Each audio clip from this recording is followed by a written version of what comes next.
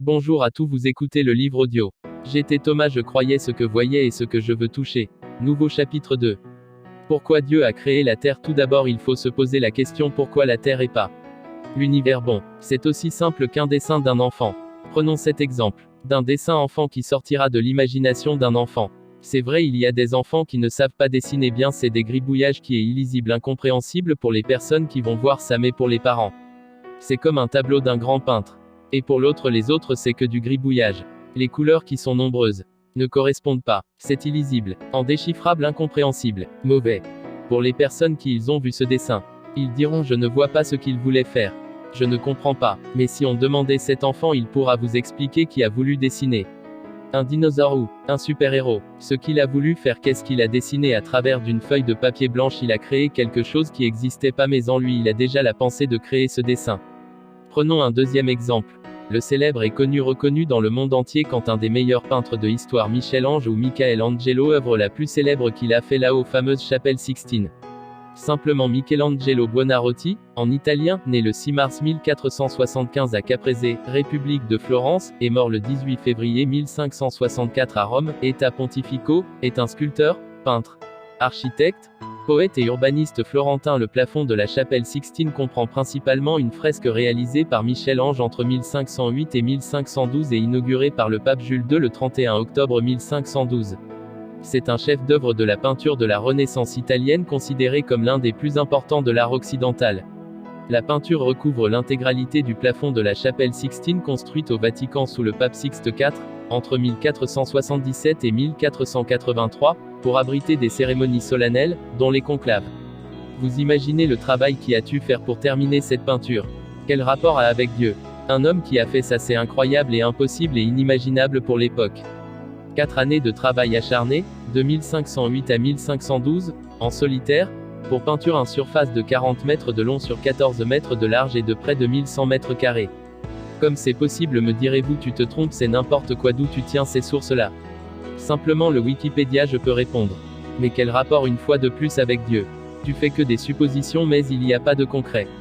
Laissez-moi vous éclairer. Un homme qui a créé la création sur le toit d'une chapelle, il a imaginé tout ça, mais pour faire tout cela, il s'est inspiré des images religieuses de l'époque sur la création du monde. C'est là que Dieu intervient dès la création. Regardant ce qu'il a inspiré à Michelangelo à dessiner un peintre cette chapelle. Quelle est la source de son inspiration? C'est la Bible, le christianisme. Mais ça aussi s'est inscrit dans les autres religions que le christianisme. Oui, bien sûr, on trouve ça aussi dans la Torah, dans les écrits hébraïques et juifs, les écrits qui parlent de la création du monde. Mais que dit les hommes? De quelle manière qu'ils ont pu calculer exactement presque la naissance de la Terre, la création de la Terre, la construction de la Terre? De cela, l'âge de la Terre est connu grâce aux méthodes de datation basées sur la radioactivité naturelle des minéraux. En datant des roches terrestres, mais aussi des météorites arrivées de l'espace, les géologues s'entendent aujourd'hui pour dire que la Terre a plus de 4,5 milliards d'années. Mais est-ce que c'est possible que les hommes se sont trompés? La question, je vous la pose à vous. Ce sont des gens très intelligents, des savants, des scientifiques qui travaillent dans des années de recherche. Travail acharné. Alors est-il possible qu'ils se sont trompés de quelques années près? Non, étude, affirmation presque que la Terre a été créée il y a 65 millions d'années, un désastre planétaire, l'impact qui a signé la fin des dinosaures aurait dévasté la végétation jusqu'au antipo à zéro. La disparition rapide de nombreuses formes vivantes, il y a 65 millions d'années, est sans doute liée à la chute d'un astre gigantesque à la surface de la Terre. Selon les estimations des scientifiques, la météorite qui a précipité la fin des dinosaures mesurait une dizaine de kilomètres de diamètre.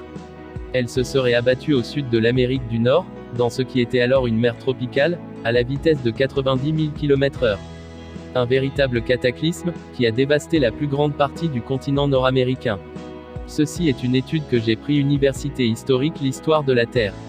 Alors regardez, ces personnes-là nous disent que la Terre a été créée entre 4 et 5 millions d'années. Là ils nous disent qu'on se situe de là en 2001. C'était étude de nous dit. Il y a 65 millions d'années des espèces vivantes existaient. Je n'ai rien contre les scientifiques, ils font leur travail, mais j'ai une hypothèse et théorie à vous donner. Et si la roche qu'ils ont pris de la Terre était vieille 4 à 5 millions d'années et qui nous dit pas qu'il y a une roche plus vieille que ça? Alors que dit la Bible sur la création? Combien de jours a été créée la Terre et pourquoi la Terre a été créée? Tu sais, réponse là, je vais répondre avec ce que je connais moi, ce que j'ai appris, ce que les écrits bibliques nous démontrent, ce que les scientifiques. Je pense aussi, vous savez que la communauté scientifique, il y a 95% qui croyaient. Ce ne sont pas des hommes naïfs ni stupides, attention, je ne dis pas Que vous êtes stupide ou naïf, que les religions sont stupides ou naïfs. Non, il n'a rien du tout ça. Comprenez bien que la plupart des gens disent que les religieux c'est des fous. Je ne veux pas créer une polémique ou faire un débat, non. Ce livre audio. C'est avant tout pour partager mon histoire et les valeurs de ma foi. Revenons à nos moutons. Eh bien, des hommes sages intelligents, ils ont fait des études dans les plus grandes écoles, ils nous disent pas quelles et spécifiquement les religions ils croyaient. Mais ils croyaient à un Dieu. Je ne veux pas vous influencer, ce livre audio c'est pour vous faire réfléchir et vous poser les bonnes questions, des questions essentielles que chacun, ces questions qu'on trouve dans la science, cette question qu'on trouve dans la foi, car la science n'a point de réponse possible. Ce qui est réellement arrivé, et lorsqu'on voit des études bibliques et des études scientifiques et on regarde les écrits bibliques, comment savoir avant que les scientifiques en parlent de la connaissance de la création du monde? La Bible a parlé avant les scientifiques des choses que les scientifiques ont découvert aujourd'hui. Dieu en parle plus avant que les scientifiques le découvrent et en parlent. C'est incroyable ça, non? Est-ce que c'est dû au hasard? Non, le hasard, je vous ai démontré que ça existe pas. Le mot hasard vient de des racines arabes. Que signifie des? Traduit en français le hasard. Regardons maintenant les écrits bibliques, comment le monde a été créé et pourquoi ensuite. Chapitre 1, la Genèse 1. Au commencement, Dieu créa les cieux et la terre. De la terre était informe et vide, il y avait des ténèbres à la surface de l'abîme, et l'Esprit de Dieu se mouvait au-dessus des eaux. 3. Dieu dit, que la lumière soit. Et la lumière fut. 4. Dieu vit que la lumière était bonne, et Dieu sépara la lumière d'avec les ténèbres. 5. Dieu appela la lumière jour, et il appela les ténèbres nuit. Ainsi, il y eut un soir, et il y eut un matin, ce fut le premier jour. 6. Dieu dit, qu'il y ait une étendue entre les eaux, et qu'elle sépare les eaux d'avec les eaux. 7. Et Dieu fit l'étendue, et il sépara les eaux qui sont au-dessous de l'étendue d'avec les eaux qui sont au-dessus de l'étendue. Et cela fut ainsi. 8. Dieu appela l'étendue ciel. Ainsi, il y eut un soir, et il y eut un matin, ce fut le second jour. 9. Dieu dit, que les eaux qui sont au-dessous du ciel se rassemblent en un seul lieu, et que le sec paraisse. Et cela fut ainsi. 10. Dieu appela le sec terre, et il appela l'amas des eaux mers. Dieu vit que cela était bon. 11. Puis Dieu dit, que la terre produise de la verdure, de l'herbe portant de la semence, des arbres fruitiers donnant du fruit selon leur espèce et ayant en eux leur semence sur la terre. Et cela fut ainsi. 12. La terre produisit de la verdure, de l'herbe portant de la semence selon son espèce, et des arbres donnant du fruit et ayant en eux leur semence selon leur espèce. Dieu vit que cela était bon. 13. Ainsi, il y eut un soir, et il y eut un matin, ce fut le troisième jour. 14. Dieu dit, qu'il y ait des luminaires dans l'étendue du ciel, pour séparer le jour d'avec la nuit, que ce soit des signes pour marquer les époques, les jours et les années. 15. Et qu'ils servent de luminaires dans l'étendue du ciel, pour éclairer la terre. Et cela fut ainsi. 16. Dieu fit les deux grands luminaires, le plus grand luminaire pour présider au jour, et le plus petit luminaire pour présider à la nuit, il fit aussi les étoiles. 17. Dieu les plaça dans l'étendue du ciel, pour éclairer la terre. 18. Pour présider au jour et à la nuit, et pour séparer la lumière d'avec les ténèbres. Dieu vit que cela était bon. 19. Ainsi, il y eut un soir, et il y eut un matin, ce fut le quatrième jour. Regarde autour de toi, observe la complexité d'une simple fleur, d'un papillon, d'une fourmi. Vois l'incroyable diversité des humains que tu croises chaque jour. Tout cela peut-il réellement être le fruit du plus pur hasard, d'un improbable concours de circonstances? Ne devrait-on pas plutôt y voir l'œuvre d'un Dieu créateur? Une force supérieure? De très nombreux scientifiques et détenteurs de prix Nobel ont reconnu qu'une force supérieure devait nécessairement exister. Sans elle, toutes les théories avancées seraient incomplètes. Or cette force existe bel et bien, c'est Dieu lui-même. Ne doutons pas de la toute-puissance de Dieu.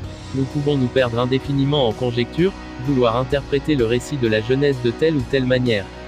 Mais ces tentatives de rassurer notre esprit rationnel et cartésien ne sont-elles pas vouées à l'échec, alors que la réponse est à portée de main et tient en une seule ligne? Au commencement, Dieu créa les cieux et la terre. Genèse 1:1. Par la foi, nous comprenons que les mondes ont été formés par la parole de Dieu, de sorte que ce qui se voit n'a pas été fait de choses qui paraissent. Hébreux 11:3 verset. Voilà comment certains scientifiques voient des choses, ils regardent, ils examinent, ils étudient, ils réfléchissent, ils se posent les questions, je pose le pour et le contre, ils regardent ensuite sa connaissance, est-ce qu'il connaît pas en lui, à travers la grandeur de l'univers, à travers ce grand vide de l'espace vide, où il y a des planètes là, des étoiles, où il y a des milliers de soleils avec une puissance phénoménale. Pourquoi alors la Terre a été choisie? Pourquoi la Terre a été placée à l'endroit où il fallait être, ni trop près ni trop loin, éloigné ni écarté du système solaire, où température soit parfaite pour que la vie existe? Qu'est-ce qu'il faut alors pour que la vie sur Terre n'existe pas? Il faut une température très chaude, ou une température très froide. Mais notre planète Terre a un des climats les plus parfaits du système solaire. Autour de nous le soleil qui tourne autour de la Terre, la lumière du soleil donnait la vie. S'il n'y a aucune lumière, la vie ne peut pas apparaître. Il faut pour cela un équilibre parfait. Il y en a qui, déjà savent qu'ils ont étudié. Scientifiques, où ils vont des universitaires le savaient déjà tout cela, ils ont étudié que le soleil, un faisceau solaire, une molécule, les molécules du soleil apportent la vie, sans cela rien ne peut se développer sur la Terre s'il n'y a pas eu ce code parfait de l'univers, cette puissance créatrice, rien ne ferait qu'aujourd'hui nous sommes ici, le monde serait encore vide. Maintenant pourquoi la Terre? Dieu fait la Terre tout simplement pour vivre, il a façonné, créé de ses propres mains son chef d'œuvre. Un peintre comme le fameux Michelangelo que tout seul il a créé, il s'est inspiré de ce qu'il connaissait lui Michelangelo sur la création. Dieu lui n'a pas eu besoin de mettre de la peinture, de dessiner, mais il a fait mieux que ça, il a transformé, façonné ce monde est vide. Et que chaos il a façonné, imaginé, mis en place cette idée. Question: quelle est l'idée de Dieu? Tout simplement nous allons lire cela dans la Genèse. Dieu dit, que les eaux produisent en abondance des animaux vivants, et que des oiseaux volent sur la terre vers l'étendue du ciel. 21 Dieu créa les grands poissons et tous les animaux vivants qui se meuvent, et que les eaux produisirent en abondance selon leur espèce, il créa aussi tout oiseau ailé selon son espèce. Dieu vit que cela était bon. 22 Dieu les bénit, en disant, soyez féconds, multipliez, et remplissez les eaux des mers, et que les oiseaux multiplient sur la terre. 23 Ainsi, il y eut un soir, et il y eut un matin, ce fut le 5e jour. 24 Dieu dit, que la terre produise des animaux vivants selon leur espèce, du bétail, des reptiles et des animaux terrestres, selon leur espèce. Et cela fut ainsi. 25 Dieu fit les animaux de la terre selon leur espèce, le bétail selon son espèce, et tous les reptiles de la terre selon leur espèce. Dieu vit que cela était bon. 26 Puis Dieu dit, faisons l'homme à notre image, selon notre ressemblance, et qu'il domine sur les poissons de la mer, sur les oiseaux du ciel, sur le bétail, sur toute la terre, et sur tous les reptiles qui rampent sur la terre. 27 Dieu créa l'homme à son image, il le créa à l'image de Dieu, il créa l'homme et la femme. 28 Dieu les bénit, et Dieu leur dit, soyez féconds, multipliez, remplissez la terre, et l'assujettissez, et dominez sur les poissons de la mer, sur les oiseaux du ciel, et sur tout animal qui se meut sur la terre. 29 Et Dieu dit, voici, je vous donne toute herbe portant de la semence et qui est à la surface de toute la terre, et tout arbre ayant en lui du fruit d'arbre et portant de la semence, ce sera votre nourriture.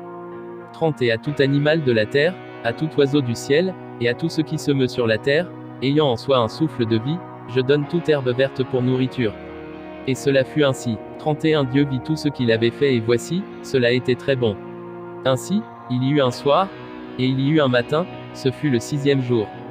Et la Bible dit, et écrit que la terre se forma en 7 jours. Comment cela est possible? Tout simplement c'est Dieu. Oui je sais, rassurez-vous si c'est que ça bien sûr non. Oui Dieu tout à fait, mais si c'est aussi simple que ça, les personnes qui vont écouter ce livre audio ils vont dire que c'est ça les arguments à toi et des croyants. Je vous répondrai non, ce n'est pas CCDIA.ET, vous allez alors me dire c'est quoi, alors je vais vous répondre avec un texte de la Bible. Vous comprenez pourquoi 7 jours ce n'est pas vraiment 7 jours. Dieu t'endort du temps, n'est-ce pas lui qui a créé le temps que nous connaissons tout à l'heure? Vous avez entendu le texte de la création du monde. 14 Dieu dit, qu'il y ait des luminaires dans l'étendue du ciel, pour séparer le jour d'avec la nuit, que ce soit des signes pour marquer les époques, les jours et les années. Un autre texte dit dans 2 Pierre 3:8 verset, mais il est une chose, bien-aimés, que vous ne devez pas ignorer, c'est que, devant le Seigneur, un jour est comme 1000 ans, et 1000 ans sont comme un jour. Voilà la réponse. La Bible dit que la terre a 7000 ans. 7 millions d'années pour lui, c'est comme s'il avait fait ça en une semaine pour créer la terre, il a pas fait en un jour mais en 7 millions d'années que pour lui présenter comment 7 jours. J'espère que tout est expliqué et que maintenant vous savez pourquoi la terre a été construite en 7 jours et pour aussi Dieu a fait la terre. Chapitre 3 Le plan de Dieu pour nous.